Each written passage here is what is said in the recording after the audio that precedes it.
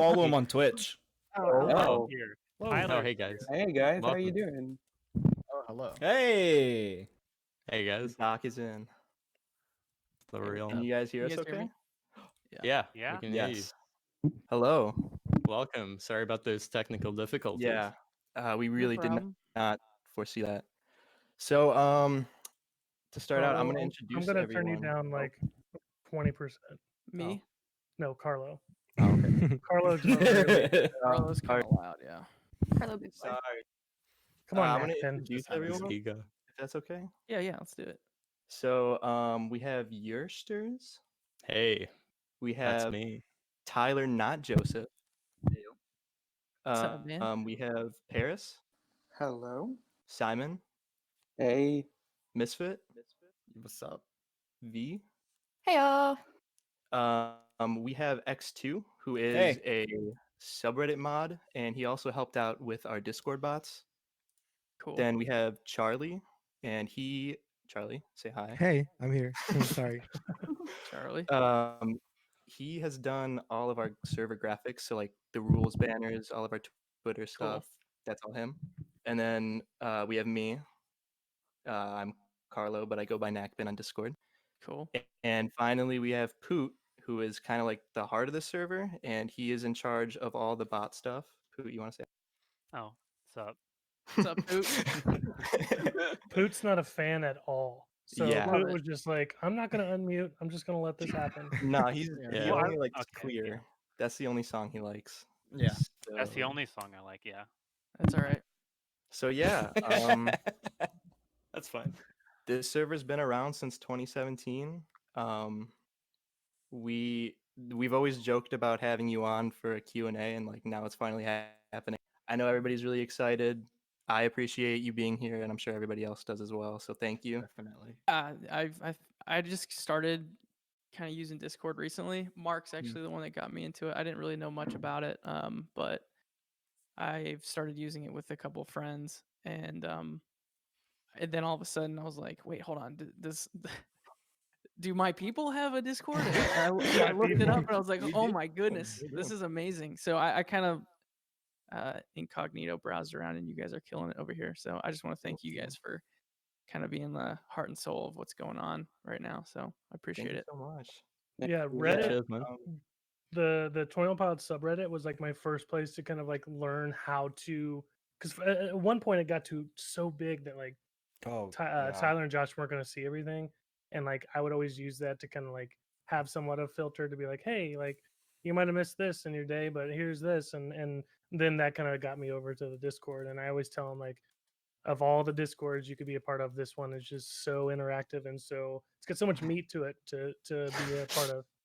Yeah, and that's kind of like mostly, as I was saying earlier, that's mostly credit to Poot, because he's put a lot of hard work into the Discord bots, and they kind of run everything behind the scenes, like, you know, get people the correct roles so they can talk in all the channels and everything.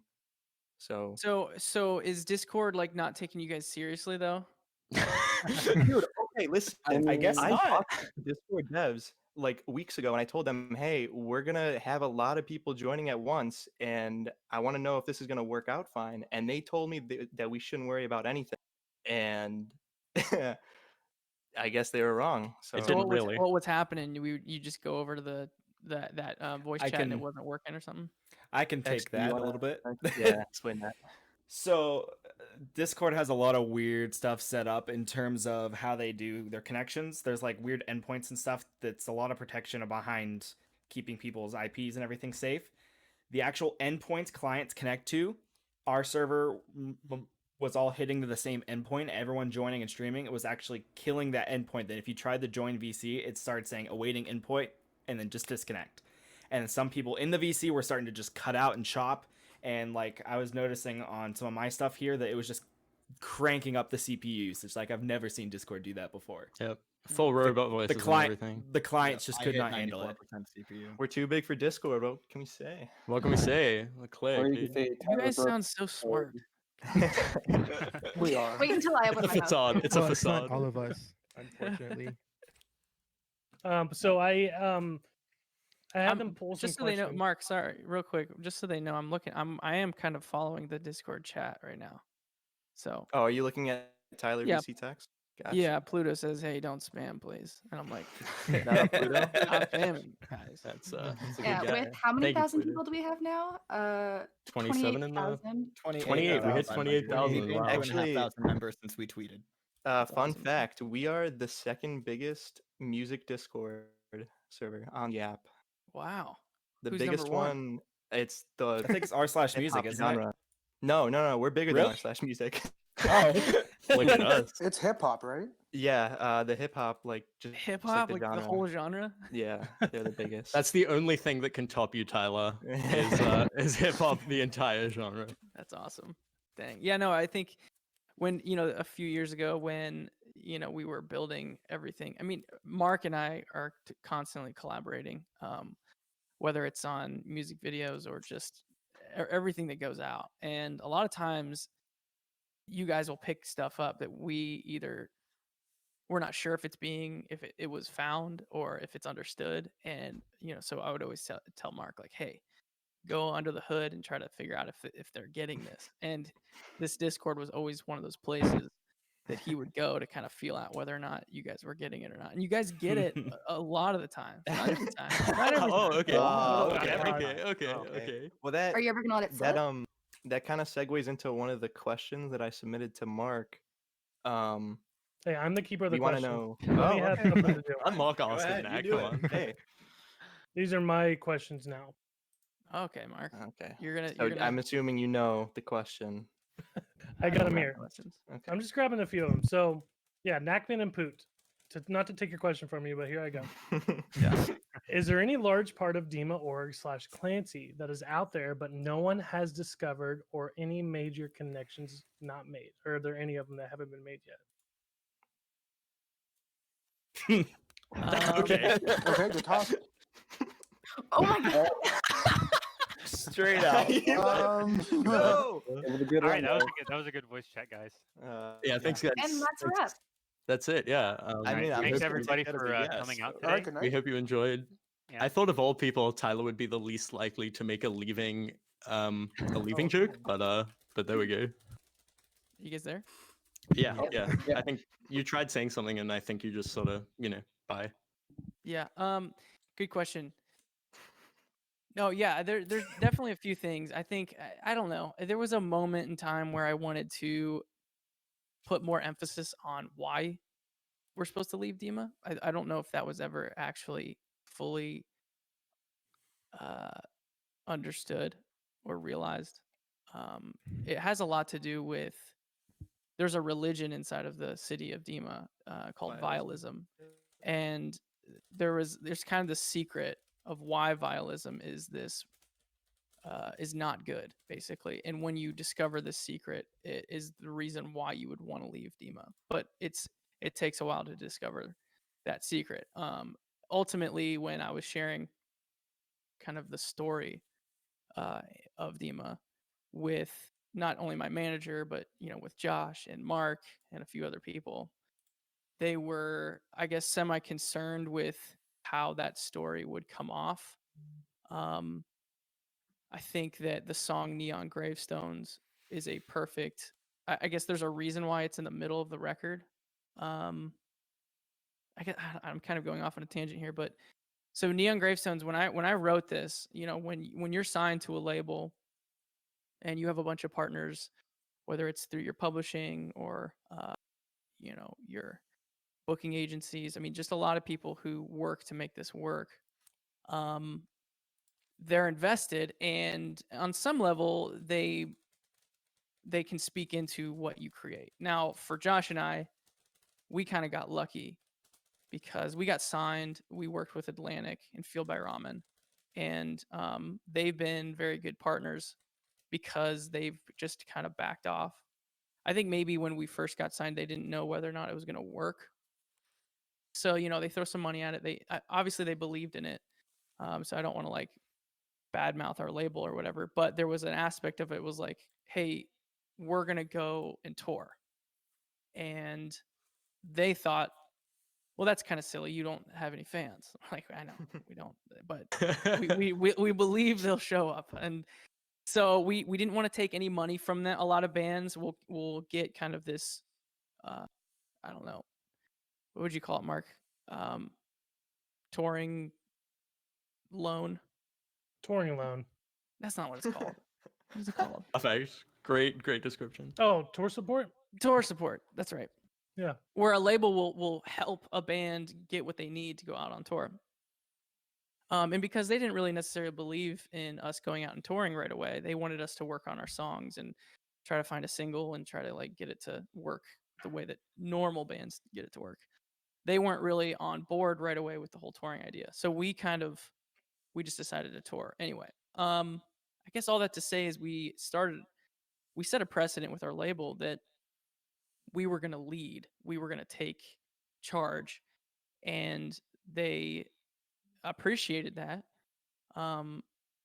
So I guess all that to say, it's a long story that our interaction with our label and the people who would speak into our songs have always defaulted to whatever you guys want to do. Then Neon Gravestones came around, and when they heard that song, there was like a lot of red flags.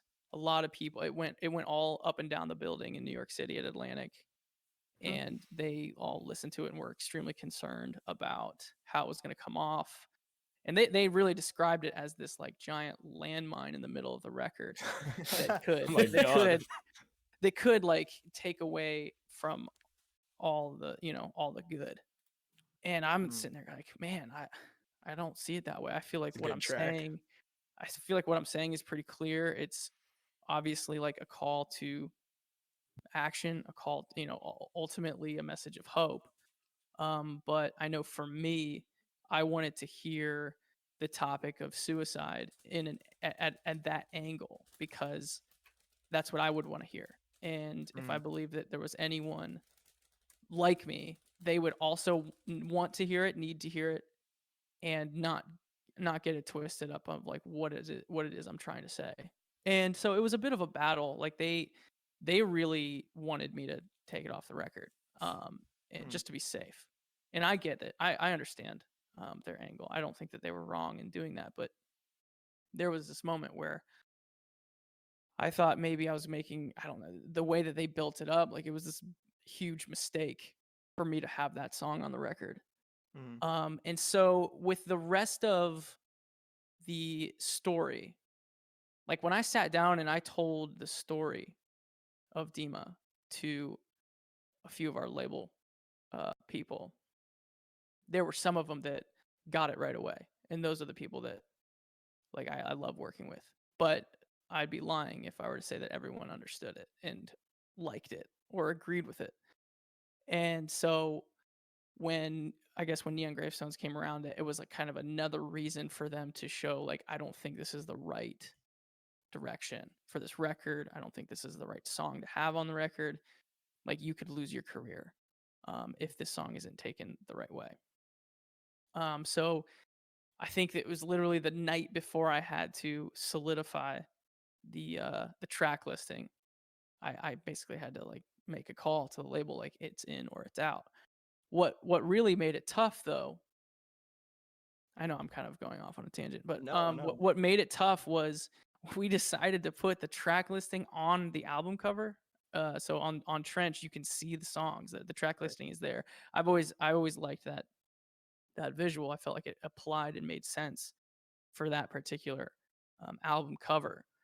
But the issue with that is a lot of times you can promote a new record and announce a new record, but you don't have all of the everything buttoned up yet. So basically, hey, here's the album cover, and I'm still working through songs. I'm still trying to get the track listing in the right order. I'm still making sure that songs are crossing the finish line to make the deadline so that they can get mixed and mastered and all that. That's going to be pretty intense. The issue with releasing a record that has the track listing on the front cover is that you got to lock that stuff in a lot sooner, if that makes sense. Because you can't change that once it's on the cover. So I was forced to really make a decision pretty quickly on whether or not, this song Neon Gravestones was gonna stay on it or not, because I was basically warned this could be the end of your career. Obviously, I felt like it was too important to take off the record, but it also was kind of the crux of the story itself. So the vialism, this religion that the bishops are basically in charge of, that give them their it makes them who they are. Vialism, when you figure out what the theology of vialism talks about at the very end, it's that your goal in your life is to eventually take your own life and try to impact as many people as you can with that act. And there's a reason why the outside of Dima is all graves, because that's where each of these, they would say it's a party. They would say it's a celebration of this person's funeral because of that act. And the way that it's presented to people who live in Dima is that this is a good thing. Like, this is what your goal is to try to impact and affect as many people as you can. And then ultimately, this is your final act. And for someone in that position trying to realize why this doesn't feel right, they slowly start to see that there's another option. There's another way. That's so wrong that I need to leave. And with kind of the warning that our label was giving us about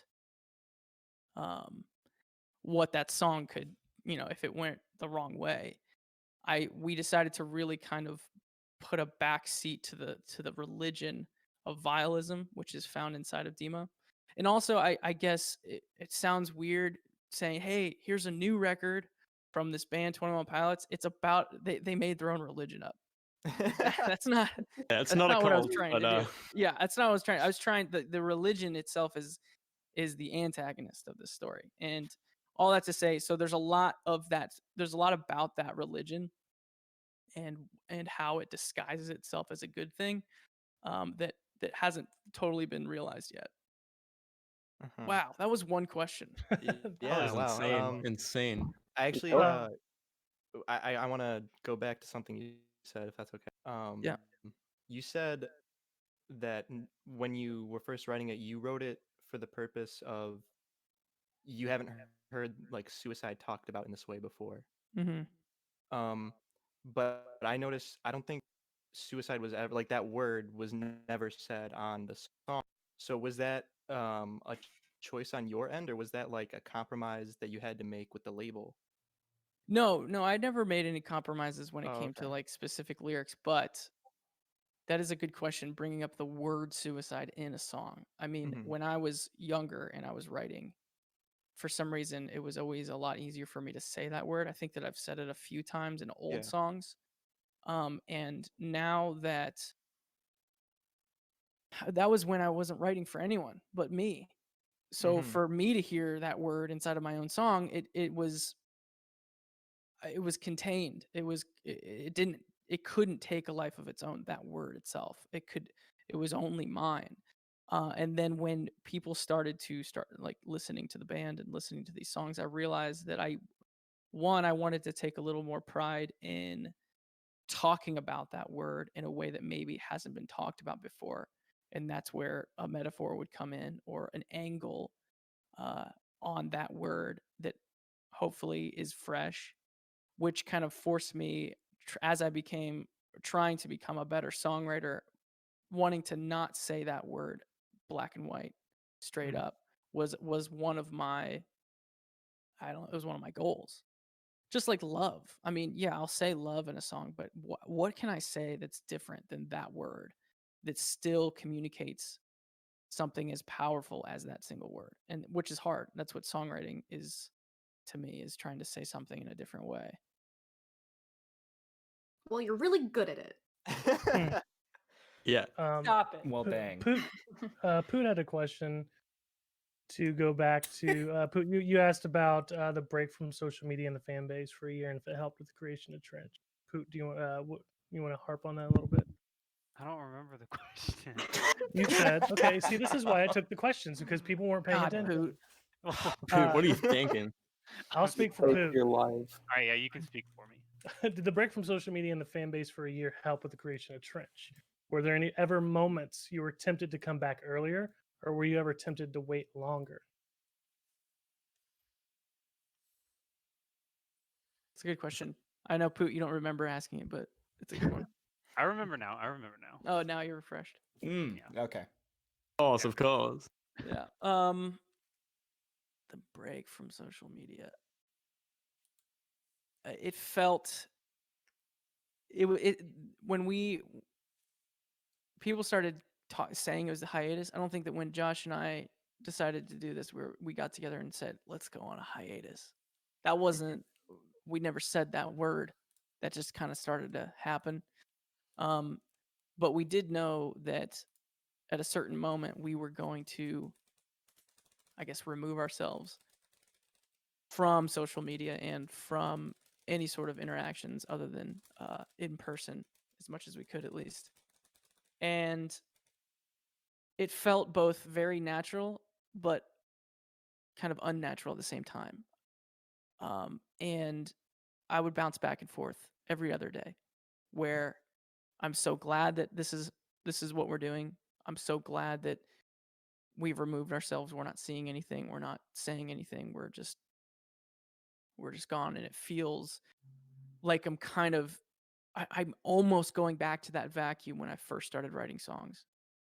I mean, it'd be silly for me to believe that I could ever go back to that fully. But there was something about the fearlessness when I first started writing songs that brought so much reckless art that I'm still proud of today. And to get back to that, I thought one of the steps would be to remove myself, both of us, from social media. But at the same time, like I said, it felt unnatural because we live in a world where you're supposed to promote yourself. You're supposed to keep on talking. You're supposed to be a part of the conversation. And if you don't, then everything's going away. Everything is gonna zoom past you, and there will be no one left when you come back. And not only that, but I guess a fear of no one being there when we came back, but also feeling a bit of guilt that we didn't fill everyone in on why we were leaving, or how long it was going to be, or what it was for. And I always felt a little guilty about that. I do think that everyone who was invested at that point probably deserved an explanation, or at least a timeline. And that's kind of why I feel like coming out of it, Josh and I have vowed to never do it like that again. It'll never look like that in the future. Just piggybacking onto that really quickly, I think you hinted at it when you were answering the first question, but when you started sort of upping the law surrounding Trench, when you raised the Dima.org website for the first time, did you stay up to date with sort of what the clique was doing and stuff, or were you still just in that state of I guess like isolation? There was definitely moments where we would jump in and see how it was going. But at the same time, we were prepared for it to never be found out. I don't know. It was something. I don't know. It could have been this time capsule that lived for years that was never realized until however many years later. But to watch it get uncovered and be digested that quickly was exciting. I will say I was still in the writing process of the record when that stuff started to come out, when you guys started to find it. And it was this exciting time for me because taking a break from social media was supposed to be this, let me get back to that place I was when I was writing songs only for myself. But then I didn't realize how much I could be inspired by a group of people that I barely knew, or that I am not currently interacting with. And it was kind of a breath of fresh air to let the, I guess, keeping up with what people were finding was in turn kind of this cyclical thing that was also inspiring songs. You know, I know that the song Pet Cheetah was written after we had released that stuff.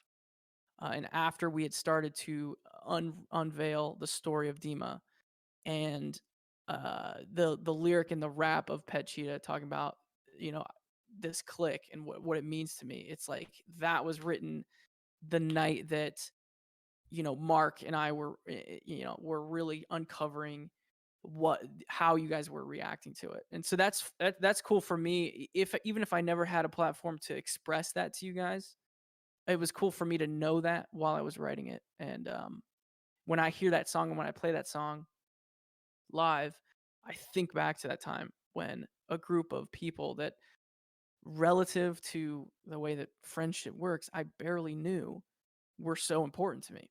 And it was kind of inspiring. That's very cool. Thank you for that answer. Yeah. Is it Yeah. okay if real quick, I just want to say something to the people listening. I'm getting a lot of DMs from people wondering why they can't message the Tyler VC text. For people just joining the server today, we have it turned off just so that we don't get like raiders and stuff who are like just joining to mess with us. So we're just trying to keep this chat like contained and safe. So apologies to anybody just joining today, but that's just kind of how we're doing this right now. Sorry, sad to say that. Charlie, you're still there, yeah? Yep, I'm here. Charlie, you had a question. What is that one project, visual or musical, that you've never released in the end and you think it could have been really good? Charlie, where'd that question come from? You just make that up, or you No, actually, inspired by a story or something? no. So it's because we've heard like bits of songs that aren't actually like complete songs, especially that one song. It's like kind of old. I think Yeah. it's yeah. That one. So within the clique, it's kind of known like I Need Something. I'm not really sure if it even has a title. And I also included the visual part because, well, there's other stuff like maybe the scene in the Fairly Local music video where Josh had all that the injuries on his yeah. face. I remember that. Classic. So that's just where that question comes from. Yeah, I think ultimately, well, let's go to Fairly Local. I think that pretty much every music video shoot we've ever done has felt like I wish it wasn't this rushed.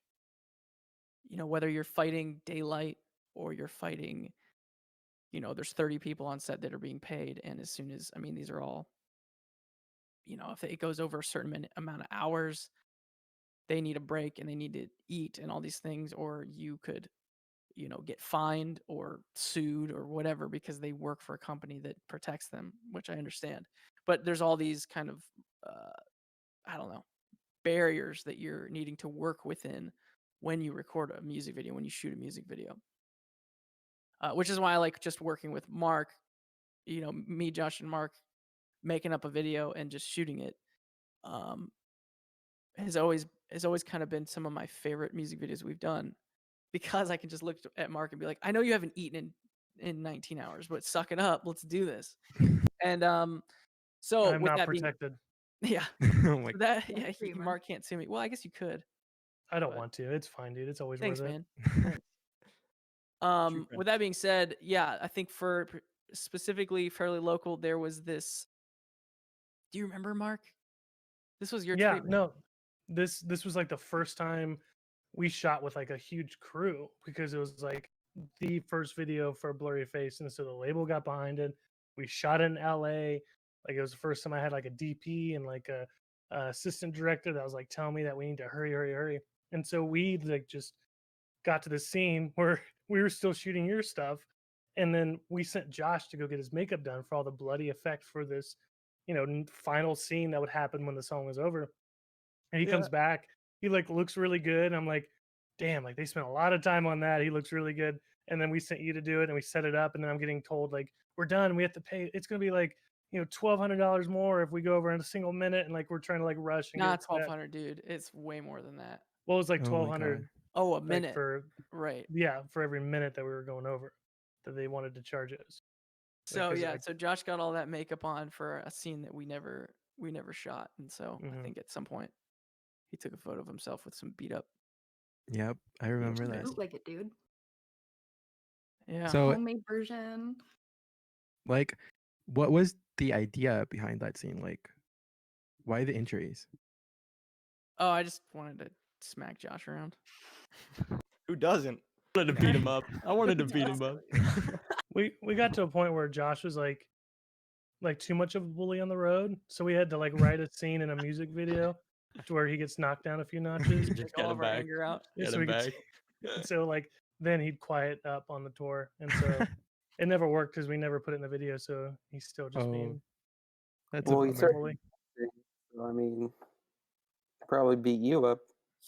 He would definitely beat me up. I guess to continue to answer your question, what are some things that I wish could have been released that weren't? We actually shot a music video for Migraine that we never released, and I don't know if we ever will. I think maybe, I don't know, maybe at some point we will. But So you, real quick, you're talking about the non-UK one, right? Because like yeah, there- not the UK one. That was Oh, something we wow. did for the UK label that they wanted to push that song, and so we ran around the city somewhere. Where was that, Mark? We actually that was the in States, Brooklyn. weren't we? Yeah. Mhm. But it was for the UK, and they ran it on their own things over there, and it was supposed to just kind of like stay over there. But I think that was maybe one of the many lessons we learned where things don't stay. My manager would always use the phrase like, it'll be what is it called, fenced, right, Mark? Geo fenced. Yeah, Like it's only gonna whatever whether it's this interview or this song or this cover or this music video, it'll only stay over there. And I just remember looking at him all the time, having to explain to him it doesn't work that way. It doesn't stay there anymore. So no, that's not what I'm talking about. There's actually one that we shot out. It was it before we were signed, Mark? No, because I remember the treatment got a bunch of people started weighing in on the treatment at the label. So it was Yeah. definitely post signing. But I it thought was we like shot it before we got signed, but then we had it in the hopper when we got signed. that sounds right. Yeah, it was something. I think Anyway, that's right. it involves it involves a gun, and we thought that it was depicted in a like respectful, metaphorical way, and I still stand behind it. But we do understand that releasing a music video with a single gun in it, even if it's just one scene, is, I don't know, it's got some baggage to it, and so that's why it never came out. But it's still something that I'm proud of, and we'll see if there's a time where it makes sense to come Oh, out. that would be Should I- great, actually. Should I not have said that, Mark? If you ever want to leak it, I mean, if you ever want to leak it, just let us know. My phone like- is ringing, and it just The says cops. Mr. By Ramen is calling me. his first name's Fueled. Yeah. He sounds like His Um, father's name. Mr. So- John Ramen. Yeah. So, unfortunately, we're not on the road right now, but fortunately, you're home being a dad. I wrote that intro to this question myself, but Vil asked, are there any fun stories from being a dad so far, or any difficult adjustments into fatherhood that you've had to make? Man, I am a dad. I do feel like people say like, "Oh, he's such a dad now." Whether it's what I do or how I look or dress or move or whatever, and I think that's Wait, such did a you say cop-out. move? Yeah, way that I you dance like a move? dad, whatever. Listen, that's a cop out. Anyone who says that, that's a cop out. I've always been that way. Now, all of a sudden, I've just manifested myself into actually being a dad, and now you're seeing me differently, but I haven't changed.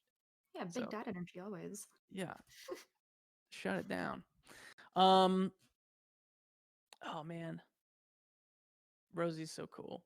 Yeah, I guess when Jenna and I were first pregnant, I mean I don't know if it's natural for me to want a boy, and I think that right away when we knew we were pregnant, I decided I really wanted to just wrap my mind around it can be either and it can be anything, and I want to love it no matter what. Like I'm not going to play favors. And so people would even ask me like what do you want, a boy or a girl?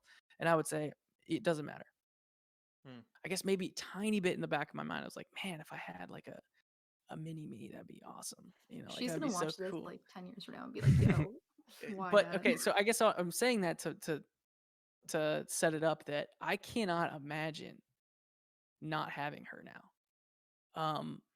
Like even with her name, Rosie, when you think about, I don't know if you guys like look at your parents or whatever, and you're like, how did you even name me? How'd you land on that name for me? And how are you not nervous that it was the wrong name or that it was going to mess my life up forever because it was the wrong name? And I remember before she was born, before like the final decision is made on what her name is going to be, there definitely was that pressure and was that, I don't know, concern about, is this the right name? Should we change it? And all this stuff. And then it truly is this silly, emotional, out of body moment where you see her, you meet her, and it's like, oh, that was always your name. And that's why when you talk to your parents about naming you, they treat it so nonchalantly. Like, yeah, that's your name. We liked it. It's your name. You would think that they would talk about how difficult it was to name you, but it's because you're talking to them post having that experience where they see you for the first time and you realize, oh, that name, it connects and it will never, I don't know. So that was exciting for me to watch that. And I mean, if she wants to change her name at some point, I'm all for it. She can do whatever she wants. Mary in the text chat says, "What if Rosie doesn't like your band?" She does boy. stop crying when I sing, Oh. so that's a thing. That's and adorable. maybe Very cute. That's very cute. maybe that'll change. I don't know. I feel like maybe I'm less interesting now that I'm a dad. Yeah. Yeah. Oh, Yeah, oh, yeah, don't no, say that. yeah, We're you gonna hit, get hit into the nail that. right on the head. Yeah, I knew you were gonna say that. Maybe I gotta post some dark stuff. Knack just doesn't pull punches. Yeah, bring Color back will the get you. You gotta watch out. Yeah. So I mean, I am here for the actually, dark stuff. kind of along those lines, I have a little bit of a question I was thinking about earlier. So it's taking a step back a little bit, but given everything kind of going on, how has it kind of been like, how do you feel like for you personally it's affected you, like you spending more time possibly with like Rosie and Jenna because of everything going on? I think that for me, I've always enjoyed being alone. I still do, and so there's always these like hurdles that you have to get over. If you're someone like me that likes to kind of be alone, starting to date someone, you're on the hook a bit, and then getting married, you're really hooked. You're not alone anymore, and then having a kid, it's like, okay, now I'm like really not alone. I was worried, like, how's that going to affect not just me as a person, but also like what I create, because I create and I write, I think, the best when I'm kind of just isolated and alone.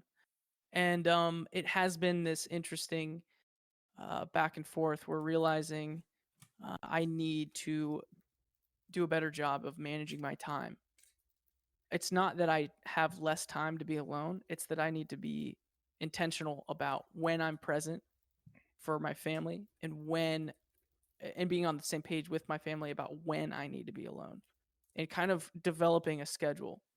I'm actually up most hours of the night, and I'm kind of watching right now. I'm watching Rosie on a like a baby monitor or whatever, and Jenna is gonna go to sleep. And so Oh. then when Rosie gets up at like 5 a.m., that's when my writing process is over. I get her up, give her to Jenna, and I go to bed. So right now it's kind of this crazy. Jenna and I don't see each other much, but we still feel like we're connected through this small human.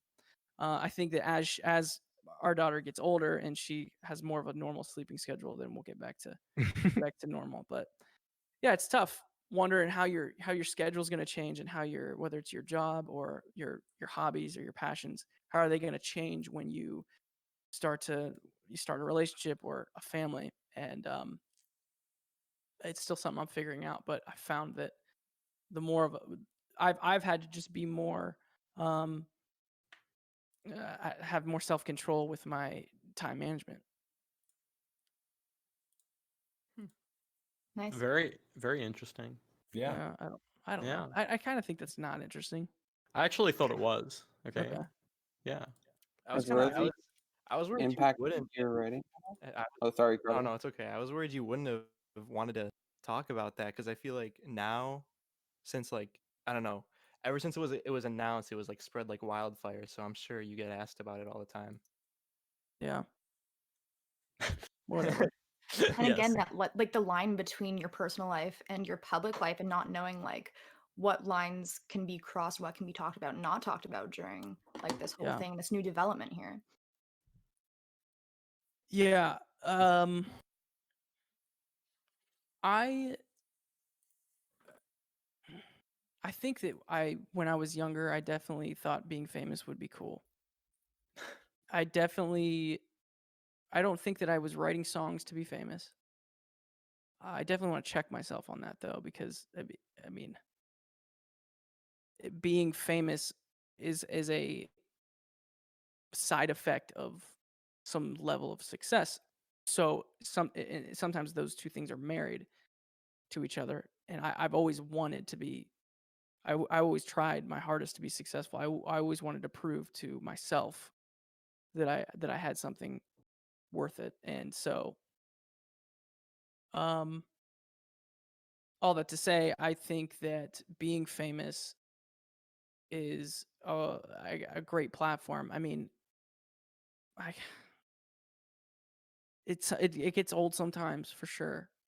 I feel like I've not honestly like having this conversation with you guys and whoever else is listening is one of the first times that I've felt normal in a while, and I think that I'd love to do this more often. I don't know if it'll ruin anything, but No. No, and like you just can't have a normal conversation, so for me, this is the most normal conversation I've had with anyone except for my immediate family in a long time. And so in that sense, yeah, the fame and the baggage that comes with it does start to get old. Now, as far as like how much of my family and personal life do I want to show, I think that when we first started coming up, we rubbed shoulders with a lot of bands and artists that were famous, that their strategy was like, take them out of it. Don't show your kids, don't show your wife, like keep everyone at bay, and Lock like 'em up. you're the face of the thing that you're doing. At least that's kind of the vibe that I got from a lot of the people that I started interacting with. And it just didn't feel right. I think that putting my daughter in a music video, that was the first time, she was 2 months old. Will she be mad at me someday? I don't know. I didn't ask her permission, and I hope that I didn't do anything wrong. So we'll see. I guess like Not even so before this. embarrassing. I don't know. I don't mean to. I don't know.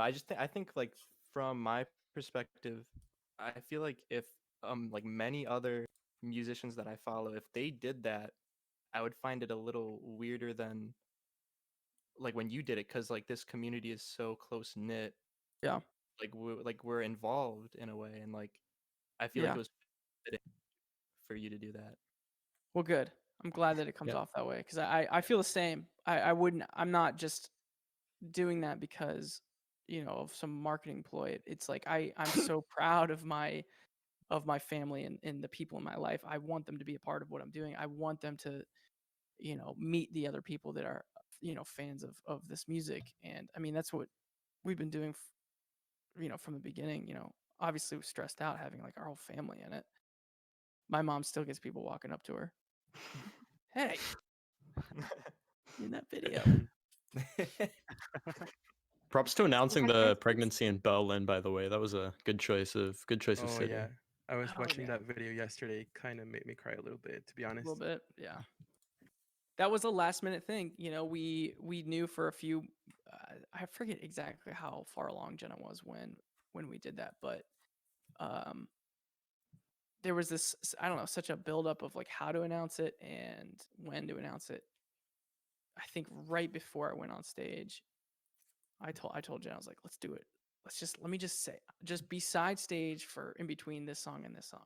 She's like, what do you mean? I was like, just be side stage between this song and this song. And I think she knew what that meant, but I didn't really tell her. And then I just went with it, and that's how we announced it. Brought her out on stage, and whatever. Whatever. I'm realizing now I didn't really ask like if she's cool with it. You were just I so think she's excited. just like just angry, just chill. pissed the whole time. Yeah, she goes with Super the angry. flow. That's why, Oh, she's that good was at so that. cute. Caden in chat here. Interesting question. How do you feel about people bringing ukes and stuff and playing outside before and after shows?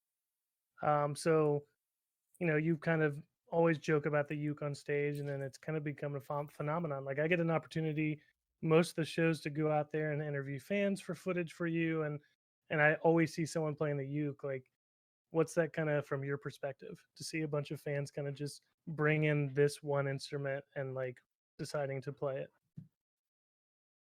It's a good question. I'll always find it hard to believe that I've influenced anyone. I think that when I see someone doing something that may be similar to what we're doing or is in direct, reaction to what we've done, I'll always assume it's because someone else in their life influenced them. I don't know why. I just have never been able to fully wrap my mind around because I wrote a song on the ukulele and because I play the ukulele on stage that people have picked up the ukulele.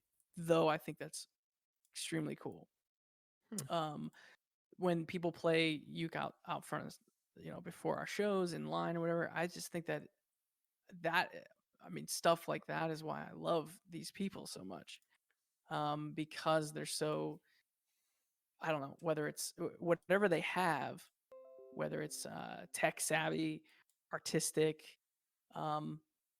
sense of humor, they have an opportunity to show that. And a concert, I guess, is usually just people up on stage showing you what they wrote in their studios. But for me, watching our shows and our crowds and the people that come to our shows, I realized it turned into something bigger than that.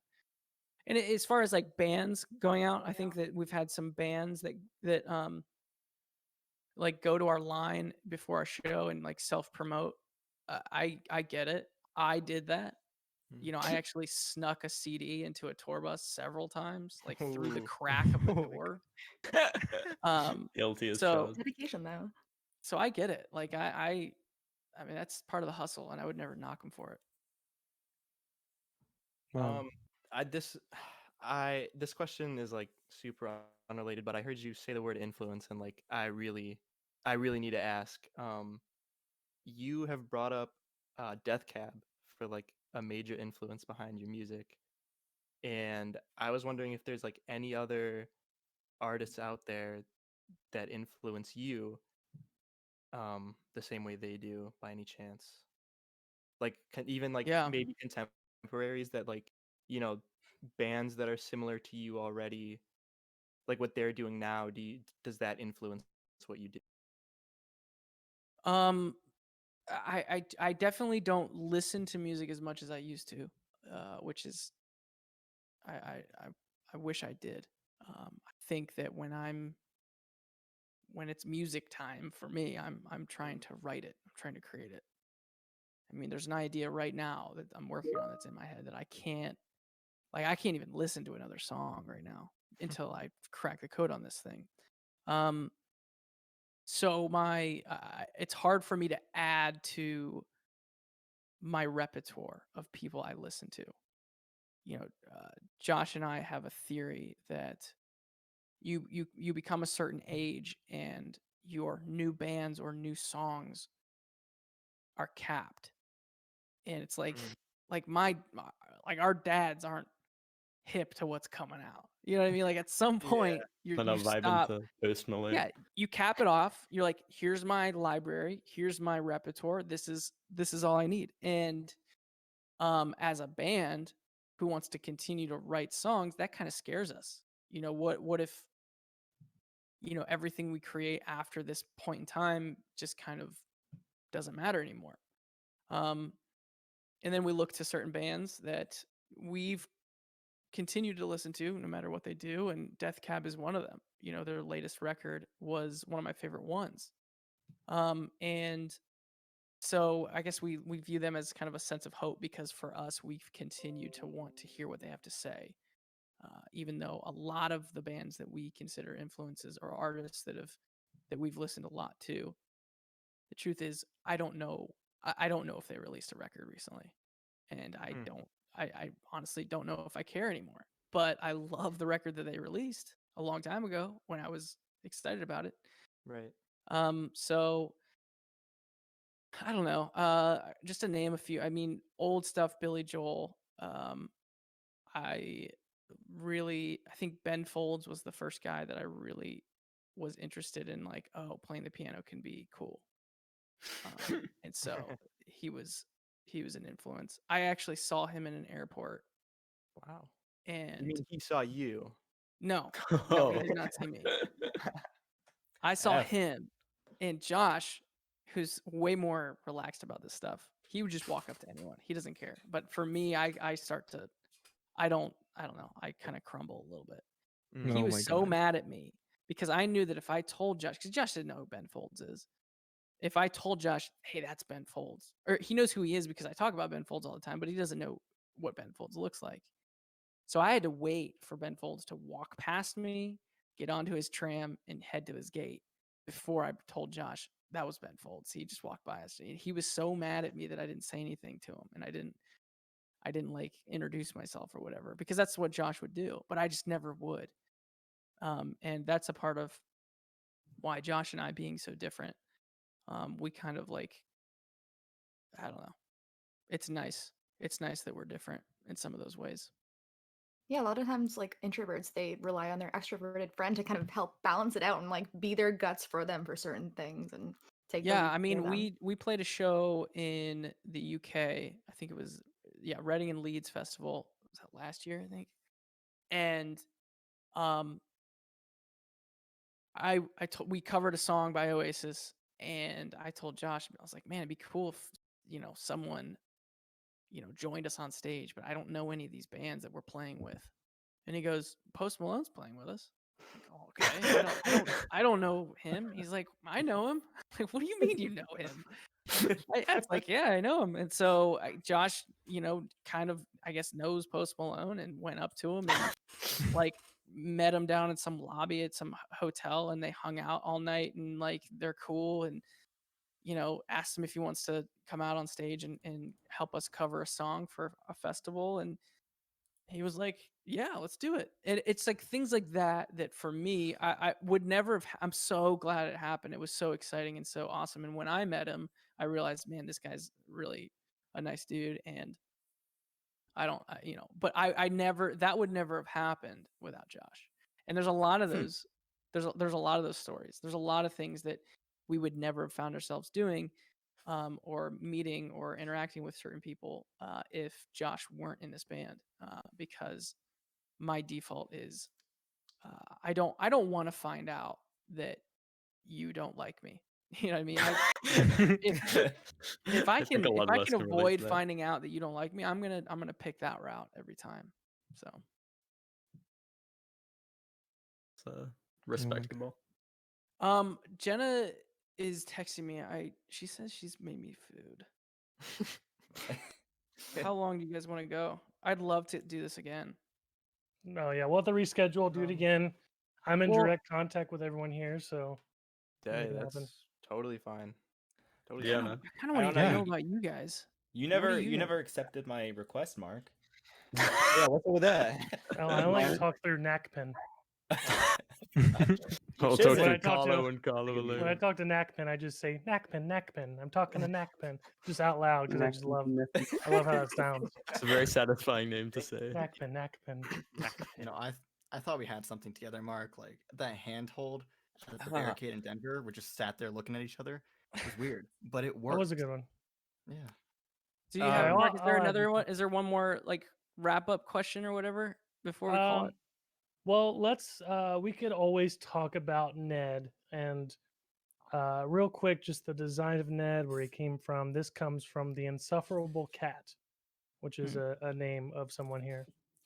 Yep, that's Cat. So Ned, Ned's a good buddy of yours. He seems to hang out with you the most on tour whenever he's out. I know he's back home in Australia, but I just didn't know if you've talked to him or kind of want to talk about your friendship with him and all that. Yeah, the whole time you were talking, I was looking at Discord chat. Oh my god. The classic, sorry, the Mark. classic Discord problem. Isn't that the worst when people do live stuff and it's like half of it is watching them just like read stupid things and they don't even read it out loud. You can just tell they're reading. They have like a reading face on. We I like had watching me. streamers that have reading glasses on the tip of their nose when they're looking at chat. That's If you Yeah, want look to at look me. at the Discord server instead of and like save that question for later, Yeah. that's cool. So I guess I could like, if that's fine with you, I could fill you in on some stuff like just about the server in general. Me right now? Yeah. I mean, unless you want to talk about Ned, you're the No, one who I said mean, you were. Unless you want to eat food. I like Discord. I mean, if they're not gonna play ball with us, then I'm gonna be pissed. So I'm gonna reach. Oh, I just think it is a cool place for us to get together Yeah. like this. And what do you get streaming it on YouTube right now? Is that Yeah, right? right now. Yep, We are. I'm running it. Okay, that works. I guess it would be Yeah. cool to do it in Discord, but It would. Yeah. I mean, we can give it another try. Like, this is yeah. also this is my burner account, so don't even try spamming it. Everyone.